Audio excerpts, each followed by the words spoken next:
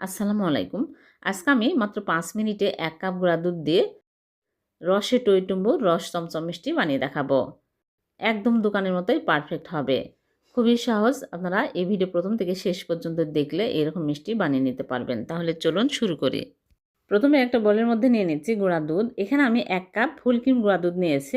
ফুল ক্রিমই নিতে হবে। আর এর মধ্যে দিয়ে দিচ্ছি বেকিং পাউডার 1/2 চামচ। উঁচু করে কিন্তু দেওয়া যাবে না, আর এর চেয়ে বেশিও দেওয়া যাবে না। তাহলে মিষ্টিগুলো ফেটে যাবে। সমান করে আমি 1/2 চামচ দিয়ে দিলাম। বেকিং পাউডারই দিতে হবে। আর ঘি দিয়ে দিচ্ছি 1 টেবিল চামচ। ঘিয়ের পরিবর্তে তেলও দেওয়া যাবে, কিন্তু ঘি দিলে বেশি টেস্টি হবে। ঘি দেওয়ার চেষ্টা করবেন। এখন ভালো করে ঘষে ঘষে মিক্স করে নেব। এই কাজটা একটু সময় নিয়ে ভালো করে করতে হবে, তাহলে মিষ্টি ভালো হবে।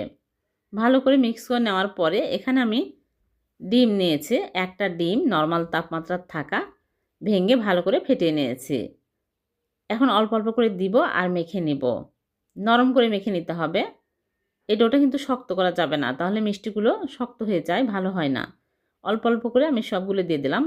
আর 1 চামচের মতো বেঁচে গেছে। বড় ডিম ছিল এজন্য। আর যদি ছোট ডিম হতো তাহলে সবই লেগে যেত। এরকম নরম করে মেখে নিয়েছি। এখন হাত ধুয়ে এসে আমি হাতে ঘি লাগিয়ে নিয়েছি। নিয়ে এইরকম করে অল্প অল্প করে নিয়ে আমি চমচমের শেপ দিয়ে নিচ্ছি। রস চমচম মিষ্টি বানাবো, এজন্য আমি চমচমের শেপ দিয়ে নিচ্ছি। আর মিষ্টিগুলো কিন্তু ছোট ছোট করবেন, তাহলে মালাইয়ের মধ্যে দেওয়ার পরে ফুলে ডবল হয়ে যাবে। এরকম করে মিষ্টিগুলো সব বানিয়ে নিচ্ছি। আর মিষ্টিগুলো একদম মসৃণ করে বানিয়ে নিতে হবে।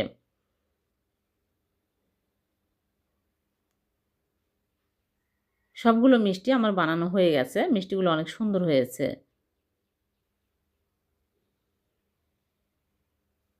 এখানে 11টার মতো মিষ্টি হয়েছে। এখন আমি এই মিষ্টিগুলো এক সাইডে রেখে দেব। দিয়ে চুলায় একটা প্যান বসিয়ে দিয়েছি। আর দিয়ে দিচ্ছি চিনি 1/4 কাপ। চিনি দিয়ে আমি নেড়ে চেড়ে চিনিটাকে গলিয়ে নিব।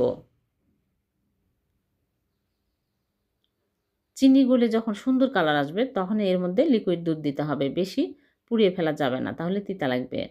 যখন এরকম কালার আসবে তখনই দিয়ে দিচ্ছি লিকুইড দুধ 1 লিটার।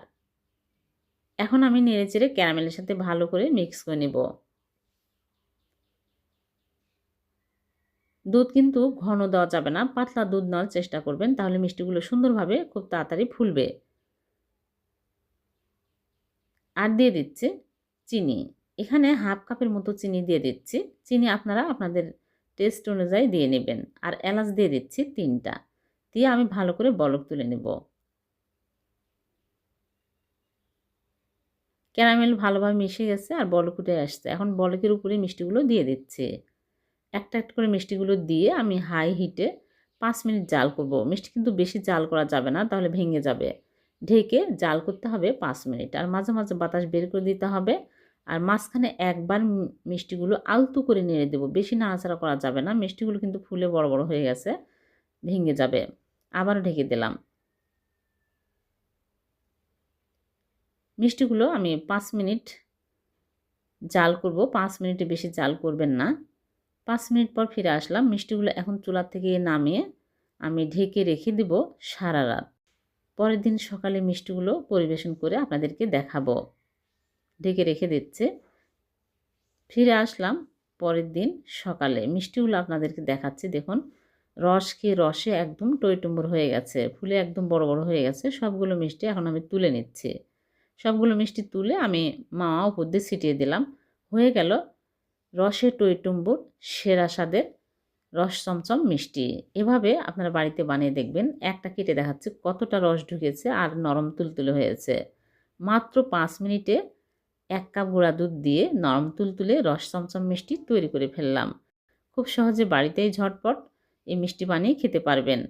ভিডিওটি ভালো লাগলে লাইক, কমেন্ট, শেয়ার করে দেবেন। আবার দেখা হবে। আল্লাহ হাফেজ।